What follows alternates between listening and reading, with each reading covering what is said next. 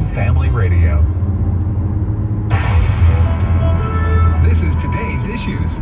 Email your comments to comments@afr.net. Past broadcasts of today's issues are available for listening and viewing in the archive at afr.net. Now, back to more of today's issues. Hey, welcome back, everybody, to today's issues on the American Family Radio Network. Thanks for listening to AFR. Tim, Ed, and Fred. Hey, we're going to take a trip to Israel in March of 2026. We are also going to Greece. Now, those are two separate tours. The Greece one we are calling the Footsteps of Paul trip, which Walker Wildman and Wesley Wildman, my two sons, will lead. And then my wife and I, Allison and I, we will be leading the tour of Israel as we do annually, most years, and have been doing that for over 25 years. So I can just say this, 25 years from now, I won't be doing them. Huh? Hopefully 5 years from now, if I'm still here, somebody wants to roll me around at those cobblestone streets in the old town, in the old city of Jerusalem are not very conducive to those. By the way, when you were talking about who's going to be going along with you, if you and Allison had one more boy, you could have said, my three sons. Duly noted. Because you said my two sons. My three sons. You could have said my three sons.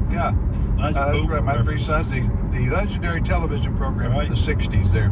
But anyway, so we're going to the Holy Land. We're going to walk where Jesus walked. We'll see the land of the Bible. If that's something you want to do, you can go to wildmangroup.com for the itinerary and the cost and any information you need to know about those tours. Wildman, WILDMON group.com, WILDMON group.com, and check it out. Again, that's in March of 2026, and we've already got people signing up for both of those tours. You can do both of them if you want to. You can go with us to Israel first, and then we will transport you to Greece and pick up that tour. It begins right when the Israel tour is over, the day after. So you can do both if you want to, but that's going to put you gone like 14 days from home. Right. But a lot of people maybe would say, if I'm going to go to that part of the world anyway, I want to do both of them back to back. So, all right, you're listening to today's issues on the American Family Radio Network.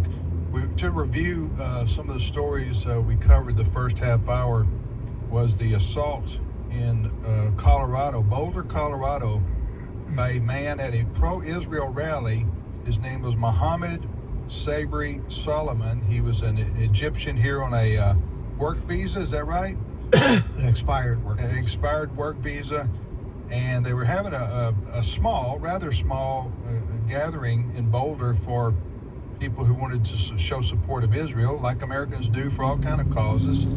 This guy shows up with a flamethrower and other cocktails. Other weapons, and starts attacking these folks. These people who are just wanting to have a peaceful rally. And can you imagine how terrorizing any kind of weapon? Somebody come at you with a flamethrower? So the guy to me, he's shown shirtless, and I don't know. He looks. He's a wild man out of control. He was screaming challenges to the.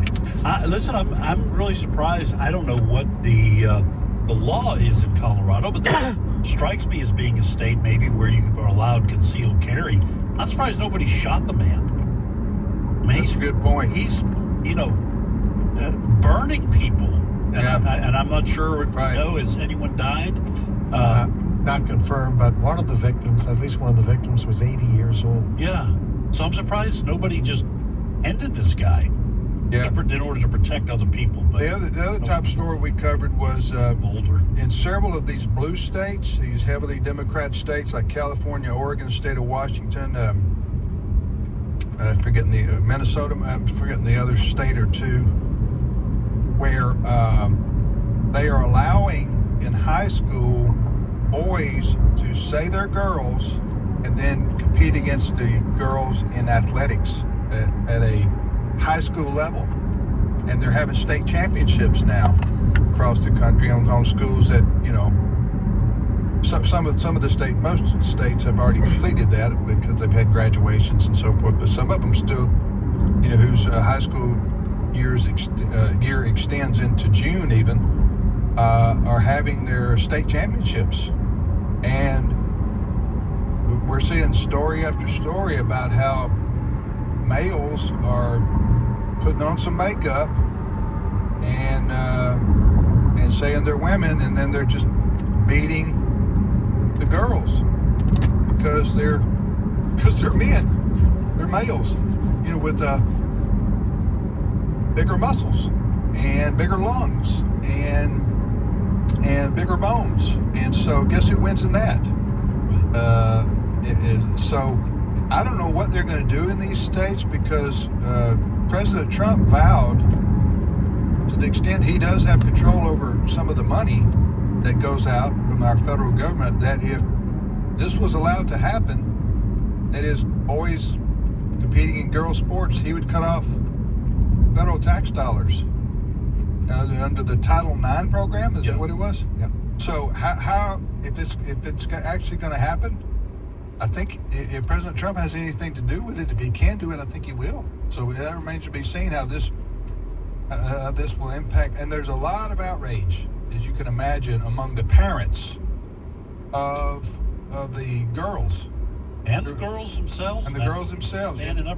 In Oregon, the two girls in a track meet lost to a transgendered person, and they refused to stand on the podium with the boy who calls himself a girl, because they felt like they'd been cheated. And I agree with them. So we'll see what happens with this. This is a loser politically for Democrats. They would hope that this would all go away. I tell you what's going to be a game changer, pun intended, I guess.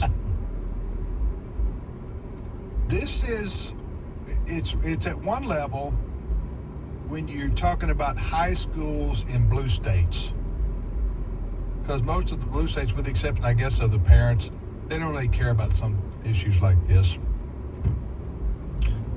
You let a man say he's a woman and start winning in professional tennis and destroying the girls, and then you got big monies involved. Right. I'm surprised this hasn't happened yet, and it will happen. Or in golf, if you have a male start competing against girls in golf, and he drives the ball 300 yards and they drive it 200, well, you can see how that's going to go pretty quick. Right. So, but if one of these transgendered people, once they figure out, hey, I can make money off this, you know what I'm saying? Yeah. Then what about they start playing team sports like WNBA, or males start wanting to play college softball, you know, that girls play. Any of them. Listen, there's a women's professional hockey league. Okay. You wait till some girl gets hit by a guy saying he's a girl, and she gets thrown in the next week. Right. So I'm saying, I think this argument is going to be ramped up. I guess the political left in this country hope that doesn't happen. But you start having a man play professional women's hockey or professional women's basketball, or especially a sport like tennis, where these girls are superstars, right? And they start getting a guy would start beating them, and then the lefties would be stuck between, do I cheer for Serena Williams? Right.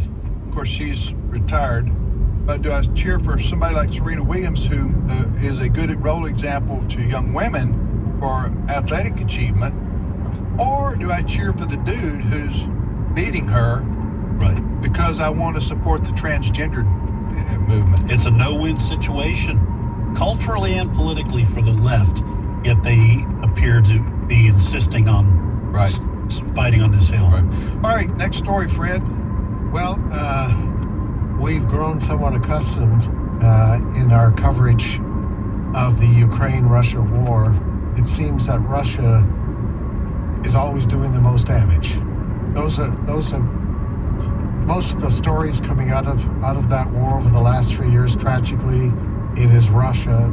Just devastating news for the Ukrainians. Well, it was a different story on the weekend, and I was shocked when I heard this. Ukrainian forces destroyed billions of dollars worth of Russian bomber aircraft. When I saw the head, how in the world did they do this? Because the Ukrainians had been suffering, certainly in personnel losses, and they didn't seem to have the equipment. Well, I was doing a little bit of reading on this. The Ukrainians, apparently this was extremely well planned, used what's being called kamikaze drones. They apparently hid these drones in tiny buildings, and then they put the buildings on the back of trucks. And then these trucks drove way, like over 2,000 miles in some cases, into Russia. And so these drones are remotely controlled.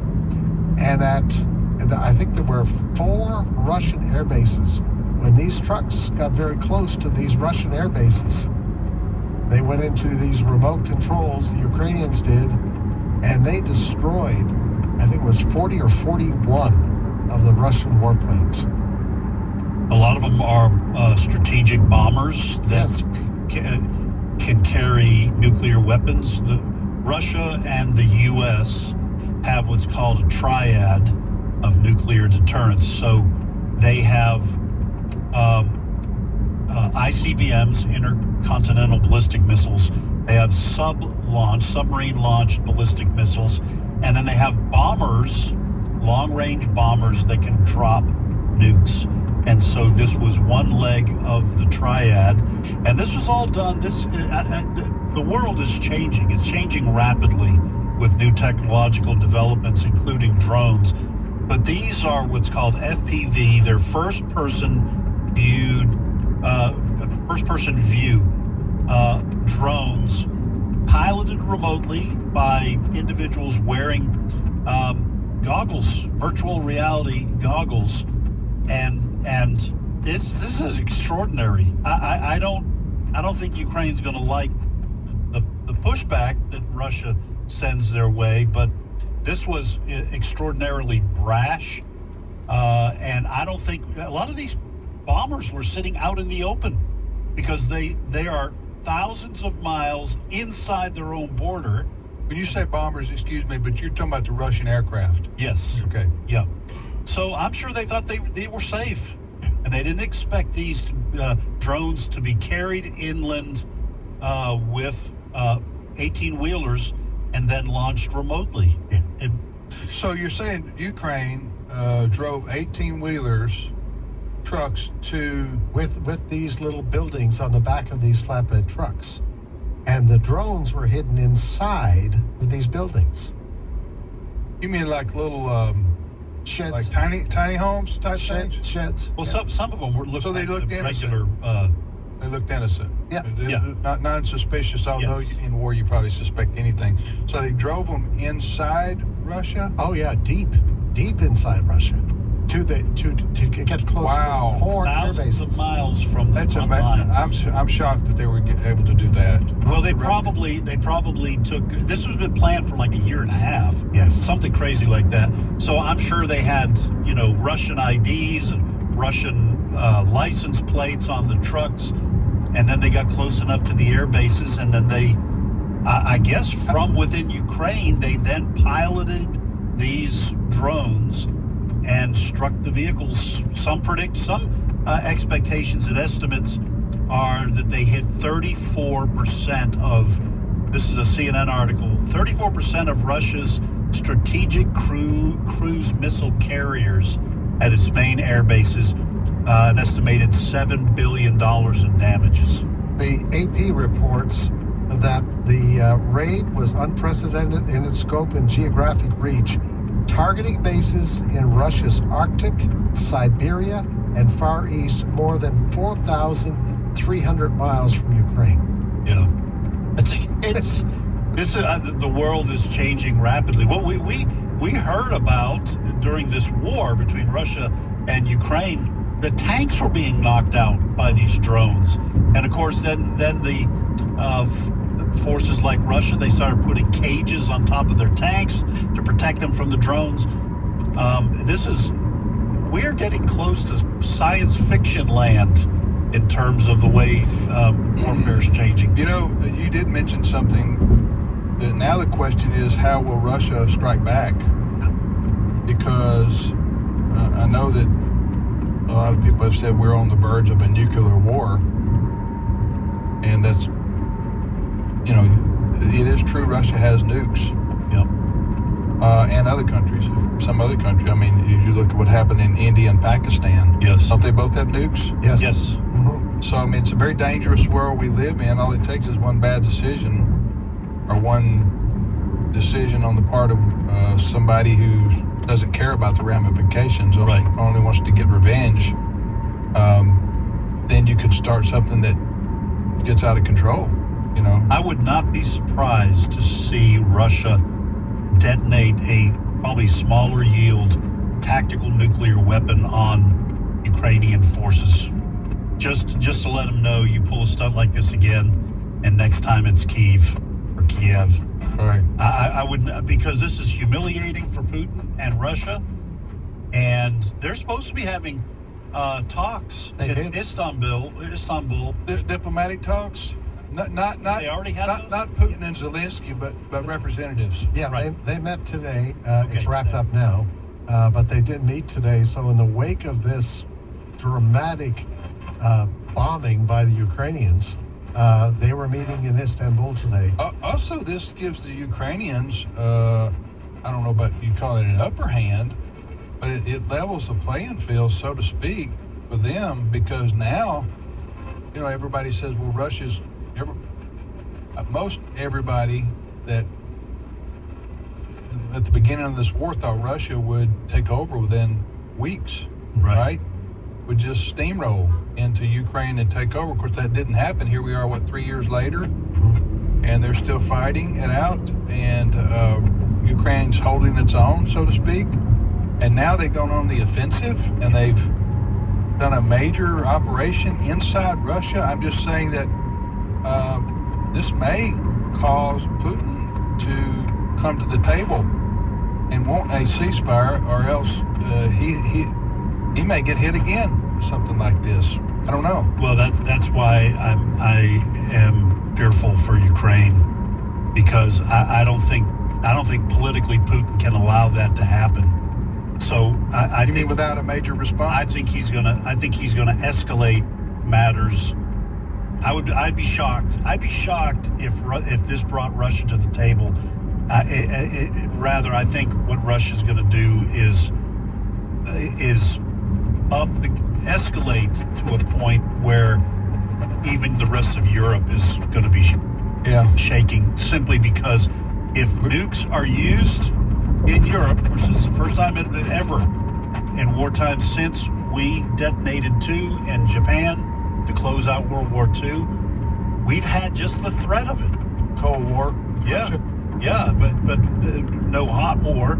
There's always been the threat of using nukes, and I don't want to see that happen in Europe or anywhere else, Yeah. because the potential for escalation or even a world war to break out. How does NATO respond if Russia detonates a nuke in Ukraine? That's not an attack on a NATO country, but what if the radioactive cloud floats into Poland and people are made sick or die there? This is scary. Back into Russia, though. Yeah, could on that too. They're border countries. Yes, Russia and Ukraine. absolutely could do that. So, all right, you're listening to today's issues on American Family Radio. Next story, Fred. Well, back home, on Friday afternoon at the Oval Office, Elon Musk had his last day heading up the Doge team. He had 130 days, I think, was the contract that he had.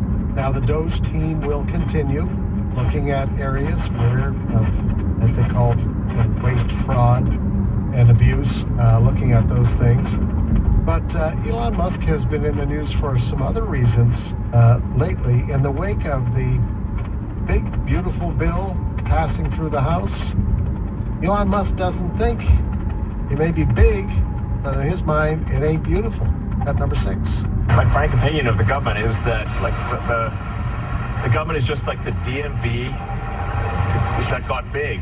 Okay, so when you say, like, let's have the government do something, you should think, do you want the DMV to do it? I mean, I agree with much of what the administration does, but we have differences of opinion. I don't want to, speak out against the administration, but I also don't want to take responsibility for everything the administration is doing.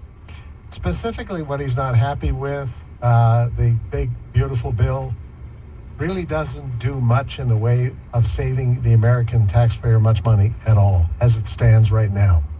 And so basically, I think where Elon Musk is, look, President Trump, you brought me in, cut back on this waste and fraud and abuse to save the American taxpayer money. But this bill, currently now being looked at in the Senate, where there are some Republican senators say, no way, he doesn't like it. Well, yeah, I understand how Elon Musk feels. I mean, he's spent whatever it is, 6 months,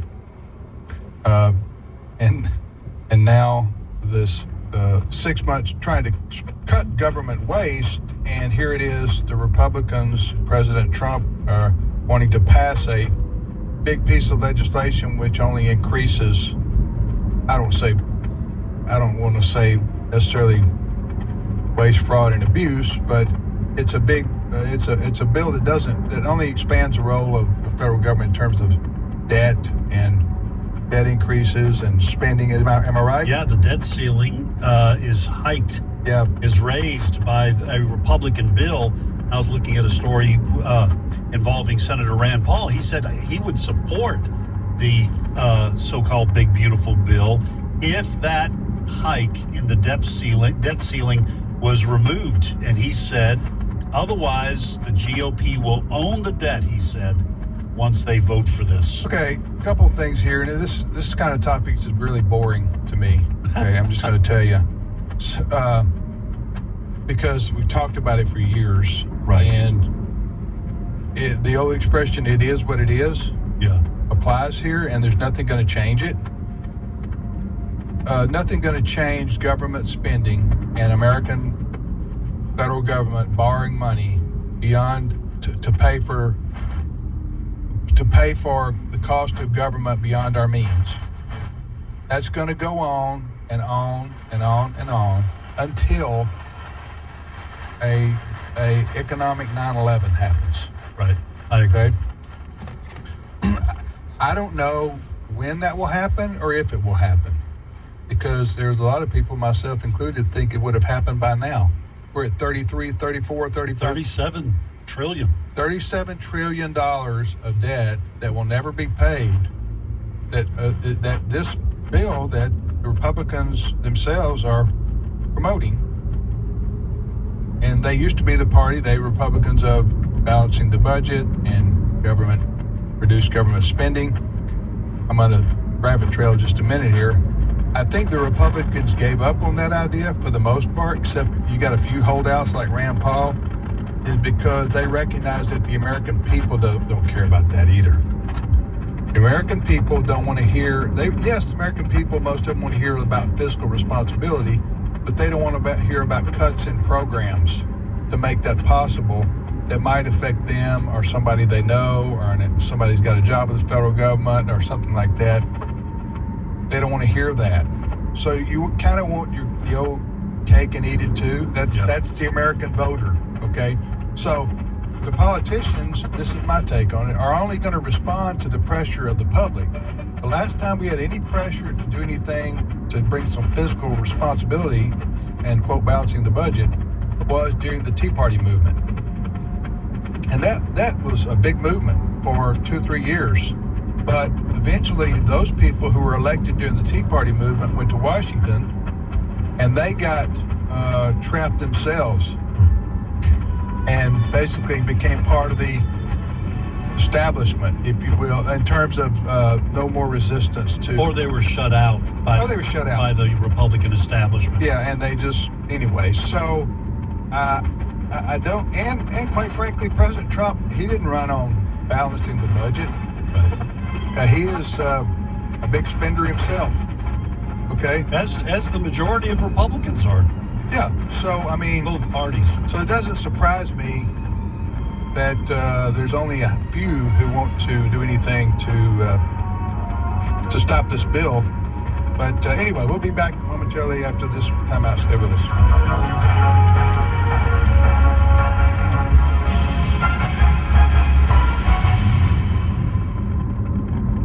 The views and opinions expressed in this broadcast may not necessarily reflect those of the American Family Association or American Family Radio.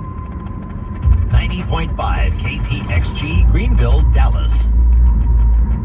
For family-friendly entertainment or resources to strengthen your walk with God, there's one name you should remember: American Family Studios. We don't just want to bring you shows, movies, and specials that will entertain or build up your family. We're committed to honoring God by making them both biblically sound and of the highest quality possible. Check us out at AmericanFamilyStudios.net. This is American Family Radio, a listener-supported ministry of the American Family Association.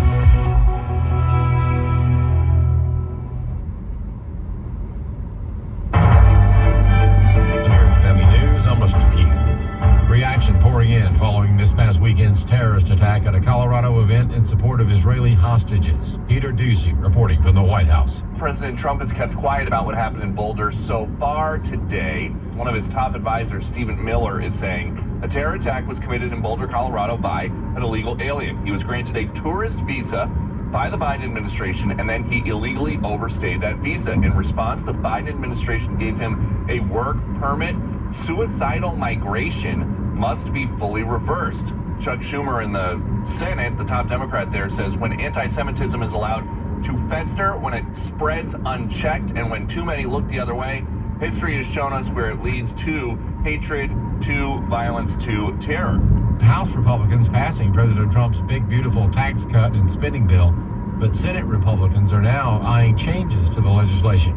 House Judiciary Committee Chair Jim Jordan says he's confident the bill can pass, even with changes. I said this on the House floor. You know it's a good bill because the left hates it. And the left hates it because it has core common sense Republican principles in it. It cuts taxes, it secures the border. It says if you're an able-bodied adult, you're getting welfare, you're going to have to work. And it says to moms and dads, we got school choice in here, so we know you are the best one to pick where your son or daughter is going to get the best education. It's happened again. A male competed against females in a track meet and won. It happened Saturday in California, but women's advocate Riley Gaines says it's not confined to California. It was not just California this happened in this past week. This happened in 5 states. Boys taking a girl's rightful spot as state champion, qualifying spots, podium spots in California, Washington, Oregon, Minnesota, and Maine. That is 5 states that have blatantly and defiantly ignored federal law, that federal law being Title IX, and of course, Donald Trump's most recent executive order. Areas of the Deep South have seen plenty of rain, so much that it's making it difficult for farmers. Robert Thornton has more. It's either feast or famine in the South with respect to rainfall, and data from NOAA shows saturated soil in the region. Some in the area are saying it is one of the wettest Mays in a long time. Some areas have seen about a 50% increase or more in rain. Chad Swindle was a farmer and agricultural consultant in northwestern Mississippi in an area known as the Delta. He said most soybeans and corn have been planted, but that corn hasn't been adequately fertilized or fertilized at all. He said cotton has largely not been planted yet and may not get planted. Most people I talk to have had about 4 days to actually work in the field in the month of May. Now that doesn't mean that it's rained every 4 days. You know, it's been too wet to get any machinery in the field. So that can mean unable to plant, it can mean unable to spray, unable to fertilize. He said rising costs have also hurt farmers. You take an industry that's already very capital intensive with very thin margins, and then you apply those pressures to it, and it's very difficult for the average farmer to cash flow positive. And there's been a lot of bankruptcies, there's been a lot of farm auctions. Alex Deason of Mississippi State University Extension said crop insurance is tied to a certain window of time for planting. They want the best chance for everything to be successful so that everybody's happy at the end of the day. Those windows are fairly generous, but you get a year like this year. I'm Robert Thornton. A conservative historian endorsed by President Trump has won Poland's presidential election. Karol Nawrocki's victory is a huge turnaround from the first exit poll, which suggested that he lost, but the final vote count has the right-winger on 50.89% of the vote, a razor-thin winning margin. He's a socially conservative Catholic and believes in shoring up Poland's sovereignty. Nawrocki is expected to veto Prime Minister Donald Tusk's progressive agenda on abortion, same-sex marriage and court reform. The Trump administration had hinted at closer military ties if Nawrocki were to win. Jonathan Savage, Fox News. U.S. stocks are drifting lower today, following some discouraging updates on U.S. manufacturing. More news online at afn.net and on the AFN mobile app. I'm Rusty Key. Some chances come along once in a lifetime. When they do, you've got to be ready. AFA Action's Center for Judicial Renewal has such a chance to help the Trump administration make good choices, nominating men and women as Supreme Court justices and other federal judges. Your gift helps make that possible, and we'll give you a free Bible study by Stephen McDowell, God's Blueprint for Life, Liberty, and Property, as a thank you gift. Visit afaaction.net today. afaaction.net. Welcome back, Welcome. Today's Issues continues on AFR with your host, Tim Wildman, President of the American Family Association.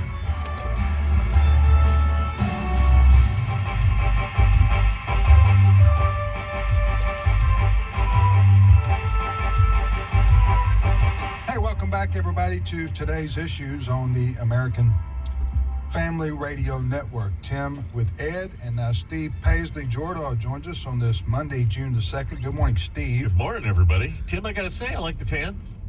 Thank you. Yeah. Tan/burn. Okay. That's what happens to white people. I know. They turn inside. They turn red first, and then hopefully they turn brown. Do what you say? Well, I mean, when you work inside like we do, we're not outside weed eating and mowing, all day, all week long. Right. What's that? Ever. You know, I always wondered, can people like brown-skinned people or black-skinned people, can they get sunburned? I think so. They can have skin damage. Oh, they can. They can. But you don't think about it because it doesn't show. You won't see it. No, but they do. Skin, and it's not that mystery solved. Yeah, there you go. Right. So anyway, I've tried to take more seriously the warning to avoid too much. You don't want to get too much sunburn. Skin cancers out there. When I go outside,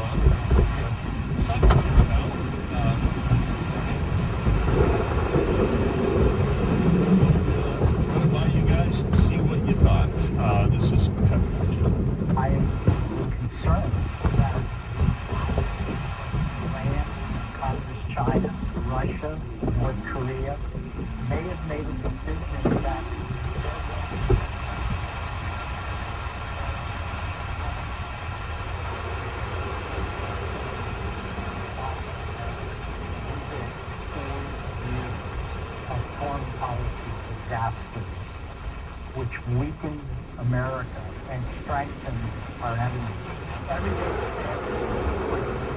Taiwan in greater danger. There are severe national security risks to us because of Taiwan semi-construction companies protecting Taiwan with should also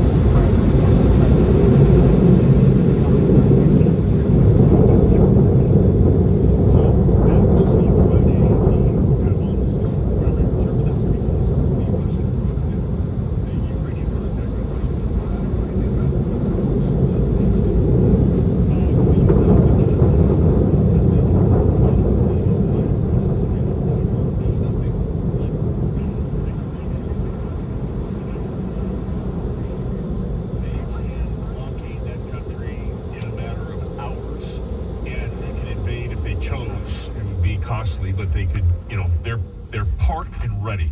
And what Gary is looking at is just the geopolitical. So when Trump, like Gary said, Trump inherited a very weak military. It's all on the social experiments and all this kind of stuff. And now they got Hegseth and they've got Trump, and they're built